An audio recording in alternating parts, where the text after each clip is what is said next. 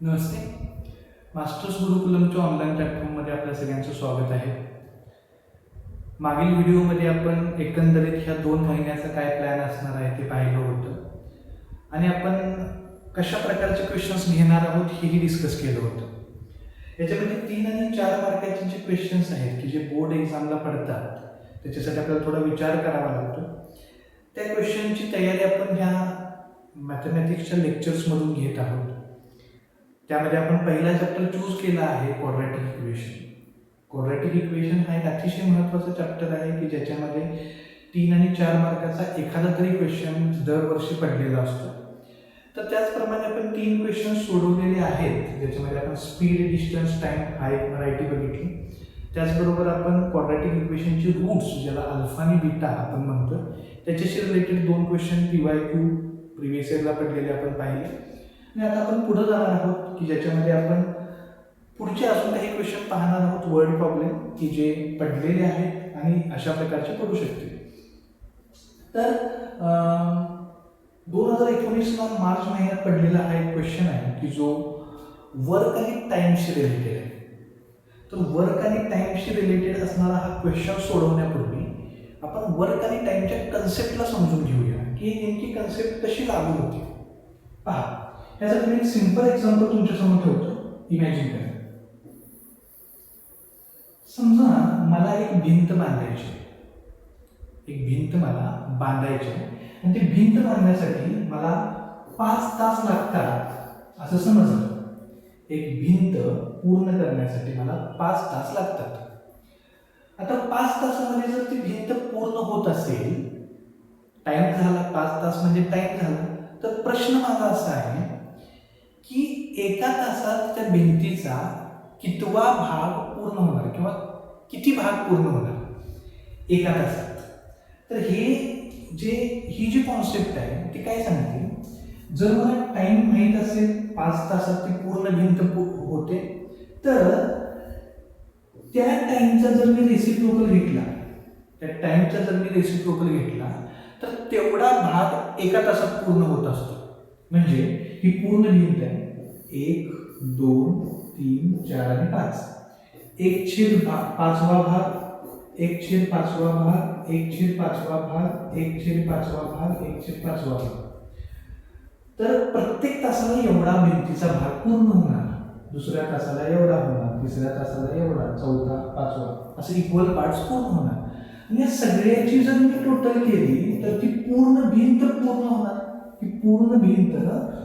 होणार. तर मला तुम्हाला सांगायचं काय, वर्क आणि टाइमची जेव्हा एक्झाम्पल येते आणि कन्सेप्ट असते तेव्हा आपल्याला जो टाइम दिलेला असतो त्याचा जर मी रेसिप्रोकल घेतला तर मला वर्क मिळत असते. समजलं काय? मला दिलेला टाइम आहे आणि त्या टाइमचा मी रेसिप्रोकल घेतला तर मला वर्क मिळत असते. म्हणजे काम किती झालं त्या मिनिटामध्ये किंवा त्या तासामध्ये जो दिलेला आहे त्यानुसार आपला क्वेश्चन बदलतो.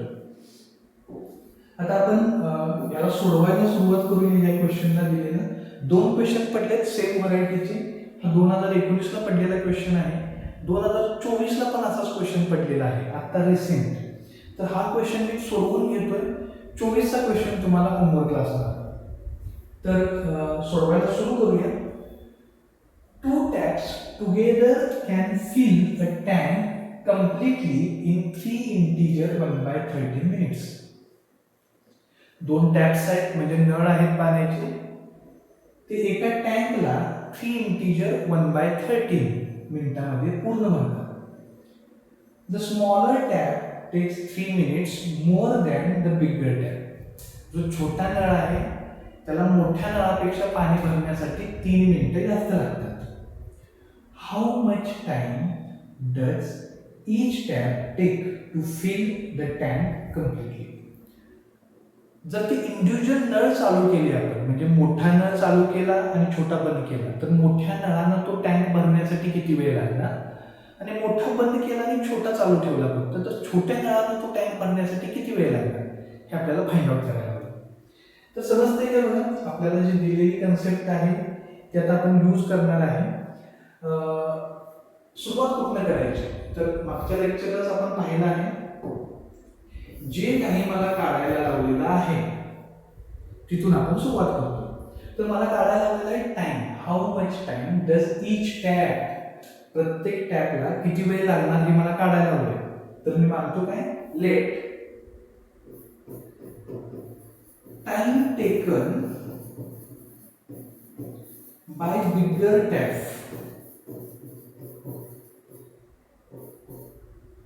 bx minute and by smaller tap bx plus 3 minute. ही गोष्ट सगळ्यांना समजली काय बघा. मोठ्या नळाला तो टँक भरण्यासाठी x मिनिटं लागतात हे मी मानलं.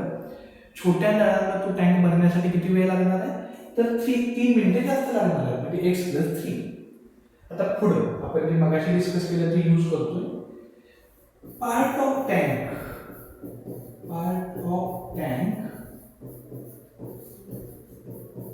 filled by bigger tap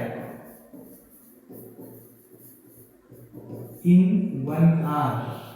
1 minute, minute मध्ये ना, 1 minute. काय असणार बघा मुलांनो, एका मिनिटामध्ये त्या टाकीचा किती भाग भरणार मोठ्या नळाने. तर जो टाइम लागतोय त्याला रेसिप्रोकल मध्ये घ्यायचं. Part of tank filled by smaller tap in 1 minute. तो काय असणार, जो त्याला लागणारा टाइम आहे त्याला रेसिप्रोकल मध्ये घ्यायचं. हे सगळ्यांना समजलं असेल काय काय आपण केलेलं आहे. आता अजून त्यांनी काही गोष्ट दिलेली आहे. 2 taps together can fill a tank in 3 integer 1/13 minute. म्हणजेच किती, 13 3 आणि ते 1 ऍड केलं 40/13 मिनिट.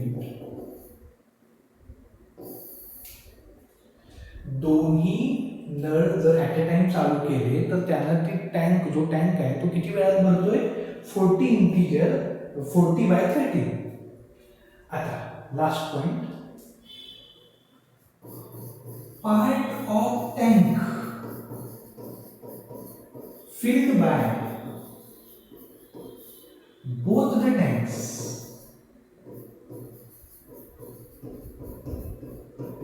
in 1 minute. दोन्ही नळ ऍट अ टाइम चालू ठेवले तर एका मिनिटात त्या टाकीचा कितवा भाग भरणार, तर जेवढा टाइम लागलाय त्याला रेसिप्रोकल करा, म्हणजे येणार 13/40. 40/30 मिनिट लागत होते, रेसिप्रोकल केला तेवढा टाकीचा भाग भरला. सगळं लिहून झालेलं आहे, बरंच लिहायला लागलेलं आहे आपल्याला. आता फायनल लिहूया इक्वेशन तयार करण्यासाठी. अकॉर्डिंग टू कंडिशन काय सांगते बघा. बिगर टॅपनं एका मिनिटामध्ये टाकीचा जेवढा भाग भरलेला आहे प्लस स्मॉलर टॅपनं जो भाग भरलेला आहे त्या दोघांची ऍडिशन म्हणजेच टाकी किती भरलेली आहे एका मिनिटात दोघांनी मिळून, हे मी काढलेलं आहे 13/40. इक्वेशन पर्यंत आपण पोहोचलो आणि आता याचं क्वाड्रॅटिक मध्ये कन्व्हर्जन केलं तर आपलं काम झालं. सिम्प्लिफाय करूया. x प्लस 3 पलीकडे घेतो, x प्लस 3 x इकडे घेतो, खाली प्रोडक्ट होणार x into x square, x into 3 3x, 13/40. x plus x 2x plus 3/x square plus 3x equal to 13/40. Cross multiply करतो, 40 इंटू 2 80x, 43 इंटू 3 120. हे पलीकडे घेतो 13x स्क्वेअर होणार ते, 13 3 39x. ओके. तर हे इक्वेशन थोडं इथं लिहितो, इक्वेशन तयार करून पलीकडचं पेज घेतो मी. 13x² प्लस 39x, हे प्लस आहे, पलीकडे गेल्यानंतर मायनस झालं, 80x minus 120 equal to 0. Quadratic equation तयार होते बघा आता. 13x², 39 मधनं 80 गेलं, किती येणार, 41x आणि ते मायनस 120 इक्वल टू 0. हे क्वाड्रॅटिक इक्वेशन आपल्याला सॉल्व्ह करायचं आहे. इतकंच. हे झाल्यानंतर आपल्याला एक्सची व्हॅल्यू मिळेल. एक्स मिळाल्यानंतर बिगर टॅप किती वेळात, बिगर टॅपनं किती वेळात टाइम भरतोय कळेल, मग स्मॉलर टॅपनं कळेल. ओके, तर इक्वेशन काय आहे, 13x² मायनस 41x सोडवायला घेऊया. 13x² minus 41x minus 120 equal to 0. थोडा विचार करा. क्वाड्रॅटिक इक्वेशन आपण सॉल्व्ह करायचं, फॅक्टरायझेशन मेथड, फॉर्म्युला मेथड वगैरे तुम्ही शिकलाय सगळं. मोठे नंबर दिसत असतील तर घेऊन जायची गरज नाही. मी तर ह्या 120 आणि 13चं गुणाकार कधी करत बसत नाही, त्याला तसंच लिहिणार तिथं. मायनस साईनला काय आता घेत नाही मी, नंतर विचार करूया. आता मी 13ने डिवाइड करतो, कारण की 13 प्राईम आहे, घालून टाकूया त्याला. तो 120 राहिलं. आता 2 भागूया, म्हणजे 60 आलं, परत 2 भागलं 30 आलं, परत 2 भागलं 15 आलं 15, परत 3ने डिवाइड केलं 5 आलं, आणि 5ने डिवाइड केल्यावर 1 आलं. डिव्हिजन केलेले आहे आपण, प्राईम फॅक्टरायझेशन केलेलं आहे. आता मला 2 नंबर पाहिजेत की ज्यांचा प्रोडक्ट मायनस 120 इंटू 13 येतोय आणि ॲडिशन किंवा सबट्रॅक्शन 41 येते. ओके, आता आपण असे 2 नंबर तयार करायचा विचार करूया. 13 आणि 5. 13 5 आणि बाकीचं बघा 3 साईड 12 24, 65 आणि 24ची वजाबाकी केली तर 41 येते. ओके, 65 आणि 24 हे आपले 2 नंबर आले. साईन इथं मायनस आहे, इथं मायनस पाहिजे म्हणजे मोठ्याला मायनस येणार, छोट्याला प्लस येणार. 13x² minus 65x plus 24x minus 120 equal to 0. याला सॉल्व्ह करूया. त्या दोघांच्यातनं कॉमन काढतो. 13x आत राहिलं, x मायनस 13 5 65. इथे 24 कॉमन काढतो, x मायनस परत 5 राहणार.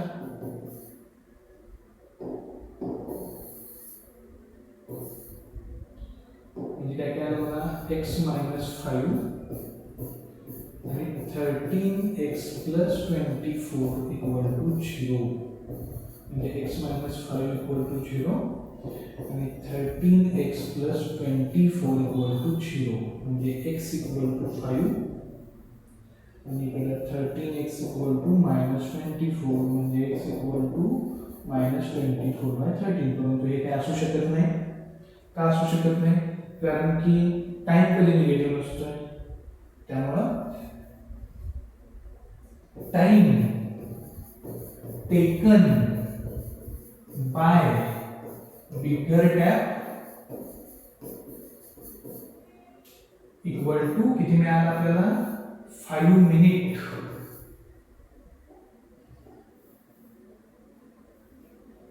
आणि time taken by smaller tap ते किती मिळालं, 5 आणि ते 3. 5 प्लस 3 x प्लस 3 होतं ना, 8 मिनिट. इतका सिंपल क्वेश्चन आहे. क्वेश्चनची कन्सेप्ट समजली सगळ्यांना की आपण टाइम आणि वर्कचं रिलेशन काय असतं. एखादी गोष्ट करण्यासाठी आपल्याला जो टाइम दिलाय त्याचा रेसिप्रोकल आपण करायचं आहे, म्हणजे वर्कमध्ये कन्वर्ट होते. तर असा सेम क्वेश्चन पडलेला आहे 2024 साली, जो ह्याच्यापेक्षाही सोपा आहे. तो तुम्हाला मी आता होमवर्कसाठी नेणार आहे. तर हा क्वेश्चन सगळ्यात पहिला व्यवस्थित तुमच्या नोटबुकमध्ये लेक्चर झाल्यानंतर लिहून घ्या आणि समजून घ्या आणि सेम व्हरायटीचा क्वेश्चन तुम्ही सोडवायला घ्या. हा क्वेश्चन आहे तो. हा क्वेश्चन आत्ता सोडवलेल्या क्वेश्चनपेक्षा सोपा आहे, कारण की आत्ता जो आपण सोडवलेला आहे त्या फ्रॅक्शनमध्ये टर्म होते. काही जणांना फ्रॅक्शन आल्यानंतर थोडं अवघड वाटत असते, परंतु हा त्याच्यापेक्षा सोपा आहे. फ्रॅक्शनचा काही संबंध नाही, स्ट्रेट फॉरवर्ड इंटिजरमध्ये आहे. ओके, हा तुम्ही सोडवू शकता. नेक्स्ट दुसऱ्या क्वेश्चनकडे जाऊया आपण. सेकंड क्वेश्चन हा अगदी सोपा आहे, अगदी इझी क्वेश्चन आहे. वाचल्यानंतर तुम्हाला कळेल. The sum of the areas of two squares is 400 square metre. दोन स्क्वेअर आहेत, त्यांच्या एरियाची सम 400 आहे. ओके, आता स्क्वेअर आहे म्हणजे स्क्वेअरला साईड असणार आहे. बरं, if the difference between their perimeters, difference between their perimeters, त्यांच्या पेरिमीटर मधला डिफरन्स 16 आहे.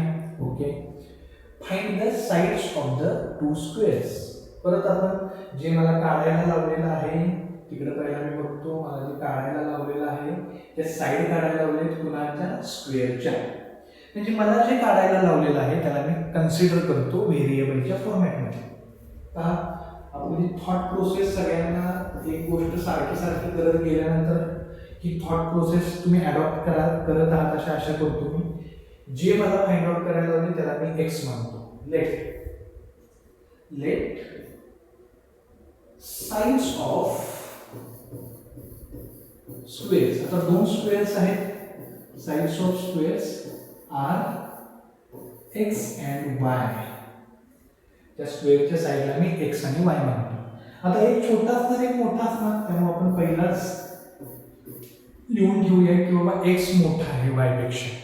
ओके, आता मला काय कळतंय, त्याने दिलेल्या कंडिशन मधून जाऊया. अकॉर्डिंग टू कंडिशन,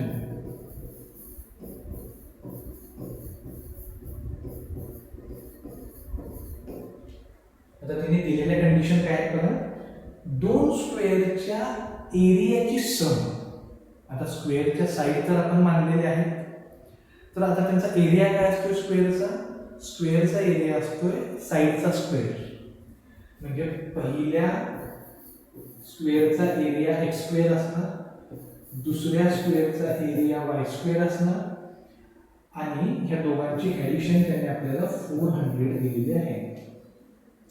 ओके, अजून काय दिलेलं आहे, त्यांच्या पेरिमीटरचा डिफरन्स. आता पेरिमीटर काय असते स्क्वेअरची, पेरिमीटर म्हणजे चारी बाजूची बेरीज, म्हणजे 4x पहिल्याची perimeter minus 4y equal to difference आपल्याला 16 दिला आहे.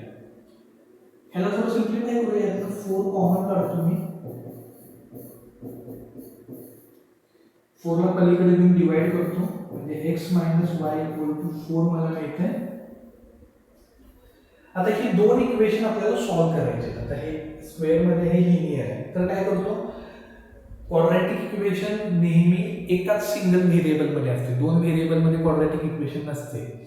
तर सिंगल व्हेरिएबल मध्ये आणण्यासाठी मी x ची व्हॅल्यू फाइंड आउट करतो. x equal to y plus 4 minus y ला पलीकडे घेतो, आणि हे आपण पुटअप करूया. Put x equal to y plus 4 in equation 1. तर इक्वेशन 1 मध्ये मी ठेवतोय एक्स स्क्वेअरच्या जागी, एक्स स्क्वेअरच्या जागी काय ठेवतोय, y प्लस 4 चा स्क्वेअर प्लस y चा स्क्वेअर इक्वल टू 400. एक्स ची व्हॅल्यू पुटअप केली पहिल्यामध्ये. आता याला सिम्प्लिफाय करूया. Expansion y square plus 8y plus 16 हे वाय स्क्वेअर हे 400. Y square plus y square काय होणार, 2y स्क्वेअर प्लस 8y.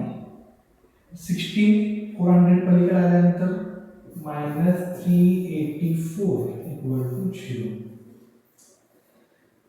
पूर्ण सगळ्याला डिवाइड करूया. Y square plus 4y minus इथं 1 9 आणि 2. ओके, आता आपल्याला हे क्वाड्रॅटिक इक्वेशन सॉल्व्ह करायचं आहे. मल्टिप्लिकेशन मायनस 192 पाहिजे कारण इथं 1च आहे आणि सबट्रॅक्शन आपल्याला ॲडिशन किंवा सबट्रॅक्शन 4 पाहिजे. फॅक्टर्स पाहूया. 192 2 न डिवाइड होते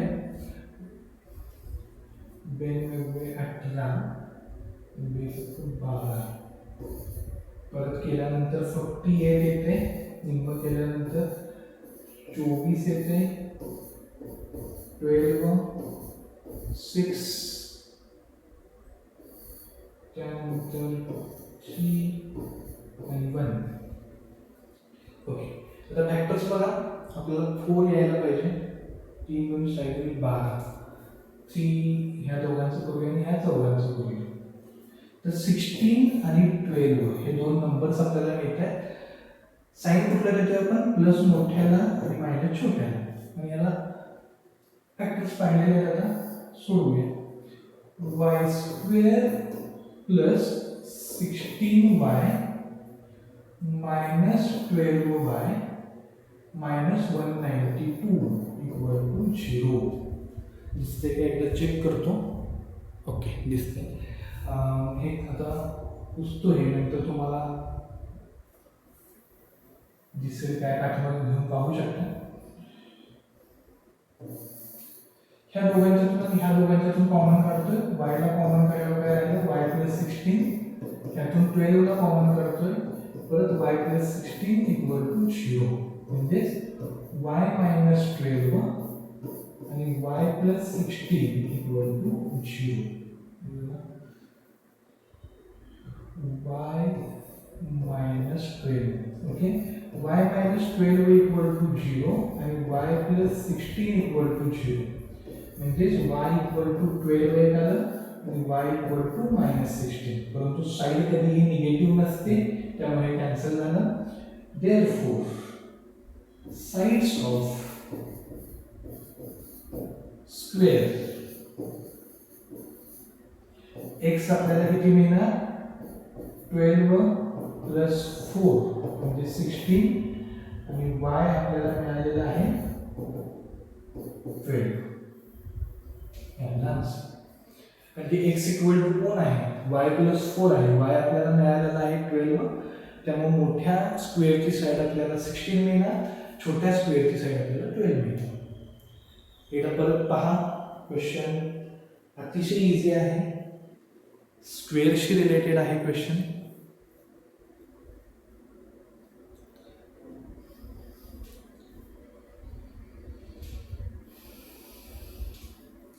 आणखी 2 क्वेश्चन आपण घेणार आहोत आजच्या सेशनमध्ये.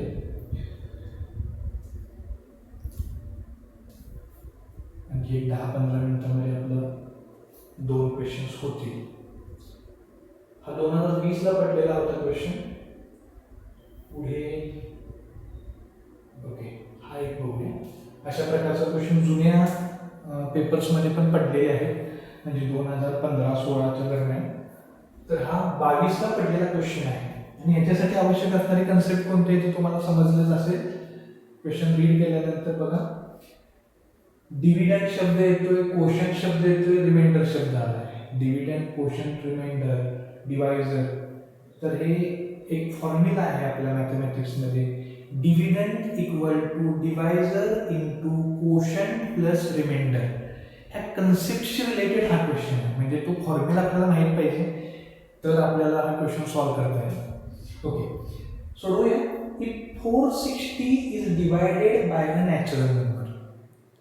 460 हा नंबर आहे, त्याला डिवाइड करायचा आहे एका कोणत्याही नॅचरल नंबरनं. Then quotient is 2 more than 9 times the divisor.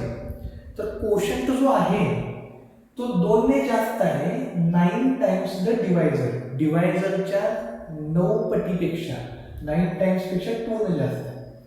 And reminder is 5 आणि त्याचा रिमाइंडर 5 आहे. Find the quotient and divisor. आपल्याला कोशंट आणि डिवायझर काढायला लागेल. कोशंट आणि डिवायझर काढायला लागेल. आता मानायचं काय? कारण की कोशंटला मानायचं काय, डिवायझरला मानायचं हे आपल्याला ठरवायला पाहिजे. पहा, तर त्यांनी देताना कोशंटला डिवायझरच्या रूपात दिलेला आहे, म्हणजे कोशंट डिवायझरवर डिपेंड आहे. बघा, quotient 2 more than 9 times divisor असं दिलंय ना, म्हणून मानत असताना डिवायझरला एक्स मानायचं. जसं मागच्या एक्झाम्पलमध्ये पण आपण बघितलेलं टॅपच्या बिगर टॅप स्मॉलर टॅप होता, तर बिगर टॅपपेक्षा स्मॉलर टॅपला 3 मिनिटं जास्त लागत होती, म्हणून आपण एक्स कोणाला मानलेलं, बिगर टॅपला, आणि स्मॉलर टॅपला x+3. तसंच कोण कुणावर डिपेंड आहे त्याच्यावरून आपण ठरवतोय की मी कुणाला एक्स मानायचं. Let divisor equal to x, डिवायझरला मी एक्स मानतो, ज्याने मी डिवाइड करणार आहे तो. डिव्हिडंड कोण आहे, डिव्हिडंड ज्याला डिवाइड करायचा आहे तो 4/16. कोशंट, कोशंट काय म्हणून सांगितले त्यांनी कंडिशननुसार, 9x डिवायझरच्या 9 टाइम्स आहे, अजून 2 न जास्त आहे, 2 more than 9 times of divisor, आणि रिमाइंडर तर आपल्याकडे आहे डायरेक्ट दिलं 5. तर हे ज्याला मांडता येते त्याला काहीच अवघड नाही, परंतु हे माहीत पाहिजे आपल्याला. दिलेल्या गोष्टी आपण सगळ्या लिहून घेतलेल्या आहेत. कुणाला एक्स मानायचं इथून सुरुवात झाली. डिव्हिडंड दिलेला आहे, कोशंट डिवायझरच्या रूपात दिला आहे तो लिहिला, रिमाइंडर दिलेला आहे. आता आपल्याला माहित असणारा formula, dividend equal to divisor into quotient plus remainder. हा मात्र फॉर्म्युला आपल्याला माहित असणं आवश्यकच आहे जर अशा प्रकारचा क्वेश्चन आला तर. Dividend 460 divisor x quotient 9x+2 remainder x ना मल्टिप्लाय करतो 9x² 2x+5 आणि हे 460 आहे. ओके, याला पलीकडे घेतो, पलीकडे घेतल्यानंतर 9x² + 2x हे पलीकडे गेल्यानंतर मायनस होणार 455 = 0. अशा प्रकारे आता आपलं क्वाड्रॅटिक इक्वेशन तयार झालेलं आहे. परत थोडं मोठं क्वाड्रॅटिक इक्वेशन आलेलं आहे. बघा, 3 आणि 4 मार्काचा जर क्वेश्चन असेल तर आपल्याला काय अगदी इझी प्रत्येक वेळी क्वाड्रॅटिक इक्वेशन देतील याची काय आपण अपेक्षा करू शकत नाही. सोडवूया, प्रॅक्टिस होते आपल्या तेवढंच. तर आपल्याला 2 नंबर असे चूज करायचे आहेत की ज्यांचा प्रोडक्ट -455 × 9 येईल आणि ॲडिशन 2 यायला पाहिजे. ओके, तर आपली तर मेथड एक ठरलेलीच आहे, आपण त्यानुसार जातो. ओके, तर सगळ्यात पहिला काय करूया, आपण ह्याला 3 ने डिवाइड करूया. 3 ने ह्याला डिवाइड करतो म्हणजे 3 इथं होणार 455 येतं. परत ह्याला मी 3 ने डिवाइड करतो म्हणजे 455 येते. ह्याला मी 5 ने डिवाइड करतो, 5 9 जा 45 आणि 5 1 5. ओके, आता परत ह्याला भाग 91 ला भाग 13 ने जातो. 23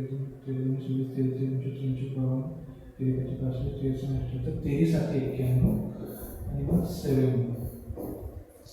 ओके, आता आपल्याला असे 2 नंबर पाहिजे की ज्यांची ॲडिशन किंवा सबट्रॅक्शन 2 यायला पाहिजे, म्हणजे जवळजवळचेच पाहिजे. 21 ओके, तर ह्या तिघांचं करा आणि ह्या दोघांचं केल्यानंतर येते बघा 65 आणि 63. 65 आणि 63 हे जे 2 नंबर येत आहेत प्लस आहे, त्यामुळे इथं प्लस असणार आहे आणि इथं मायनस असणार आहे. आता क्वाड्रॅटिक इक्वेशनला सोडवूया आपण. 9x² + 65x - 63x - 455 दिसते काय रे? ओके, दिसतंय. तर आता आपल्याला ह्या दोघांच्यातून कॉमन काढूया. 9x² 9 कॉमन निघतंय, 9 कॉमन निघते काय नाही, 9च्या टेबलमध्ये 63 कुठं नाही, 65 कुठं नाही.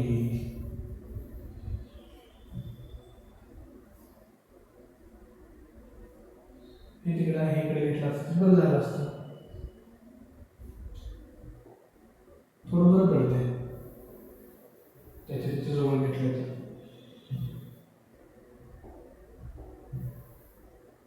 पहिला मी 65ला घेतो, 63ला घेतो. 9x² minus 63x plus 65x minus 455 equal to 0. त्यातून ही कॉमन निघून येत असते, पण हे जरा बरं पडते. 9x कॉमन निघते, 9 9 2 18 9 7 63. इथे 65 कॉमन निघणार, x मायनस 7 इक्वल टू 0. म्हणजे x मायनस 7 हा एक फॅक्टर आला, 9x प्लस 65 हा दुसरा फॅक्टर आला, x minus 7 equal to 0, 9x plus 65 equal to 0. म्हणजे x इक्वल टू 7 आलं.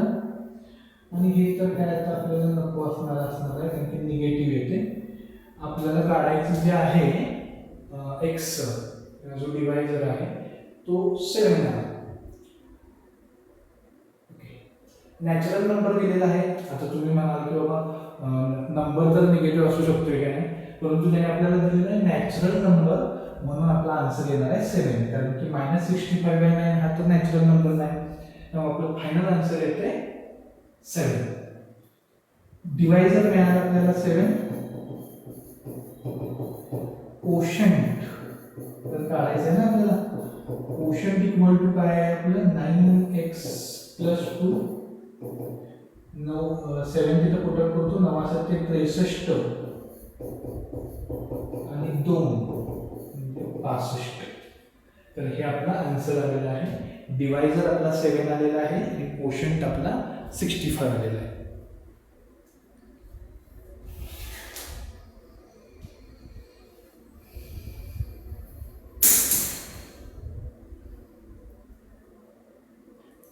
ओके, 32 मिनिटाचा वेळ झालेला आहे. अजून एक क्वेश्चन आपण सोडवून घेऊया, म्हणजे 40 मिनिटामध्ये पर्यंत होईल आपला.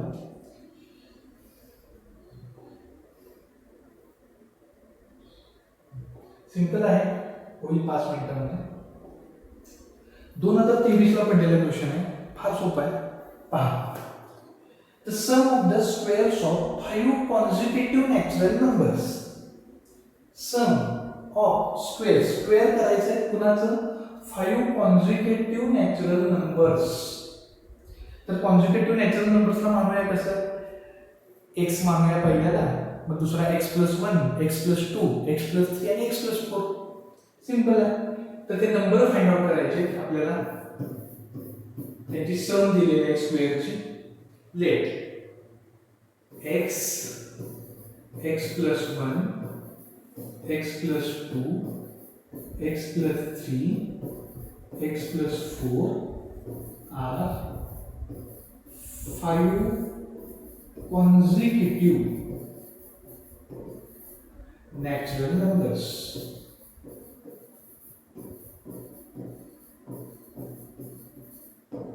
तर पहिलं तर मी काय मानलं, पहिल्या नंबरला x मानलं. नॅचरल नंबर एक एक एक एक एक एक च्या पटीनं वाढतात, म्हणजे एक एक पटीनं नाही, एक एक न वाढत असतात.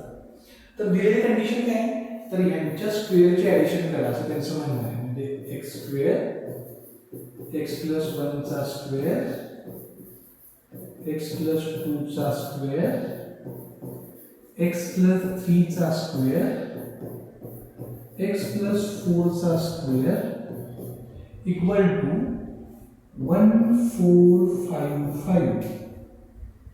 1455 हे त्यांनी दिलेले आहे. चला एक्सपान्शन करूया. x स्क्वेअर आहे त्याचं, ह्याचं expansion x square plus 2x plus 1, ह्याचं expansion x square plus 4x plus 4, ह्याचं expansion x square plus 6x plus 9, याचं expansion x square plus 8x plus 16 expansion सगळ्याचं केलं.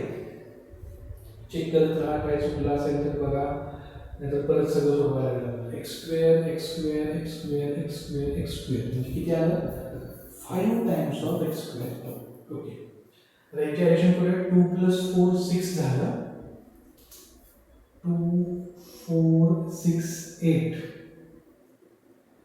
8 + 4 12 12 + 2 14 आणि हे 6 20x 2 आणि 4 6 6 12 आणि 8. ओके, आता हे 1 आणि 4 5 5 आणि हे 25 30.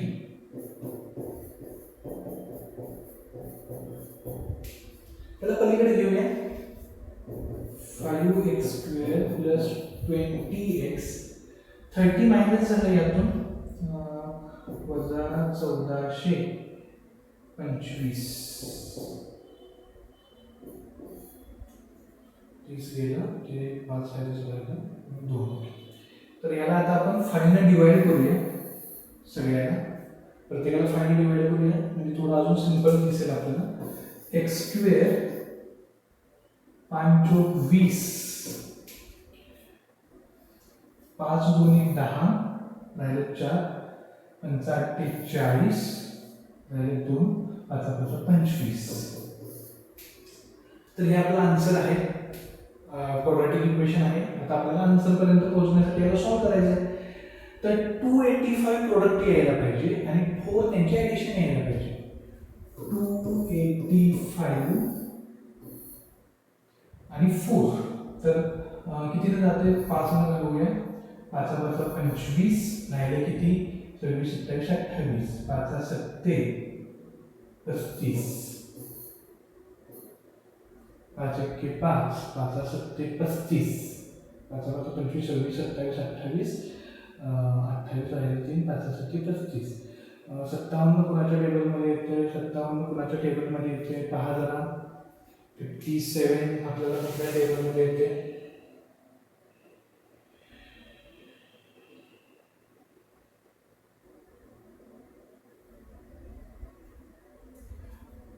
57 आपल्याला कोणत्या टेबलमध्ये येते 19च्या 19 19 3 57 आणि 3 1 3.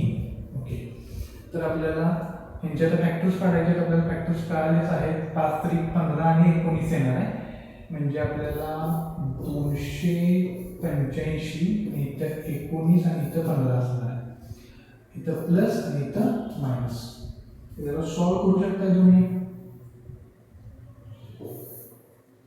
x² +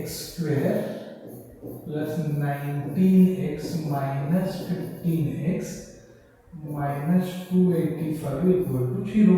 या दोघांच्यातून कॉमन करूया. x कॉमन काढला x + 19 - 15 कॉमन काढला x + 19 = 0 म्हणजे x - 15 आणि x + 19 म्हणजे x - 15 = 0 x + 19 = 0 म्हणजे x ची व्हॅल्यू 15 आली आणि x ची व्हॅल्यू -19 आली. -19 काय आपल्याला चालणार नाही. -19 आपल्याला चालणार नाही कारण की नॅचरल नंबर पाहिजे. तर आपल्याला पहिला नॅचरल नंबर मिळाला 15. therefore 5 natural numbers are 15, 16, 17, 18 आणि 19. हे आपला आन्सर. तर सिंपल आहे. आपल्याला क्वेश्चन्स समजण्यासाठी आपल्याला दिलेली वाक्यरचना जर व्यवस्थित कळत असेल आणि थोडं कॅल्क्युलेशन फॅक्टर्स काढायला येत असतील तर काहीच अवघड नाही याच्यामध्ये.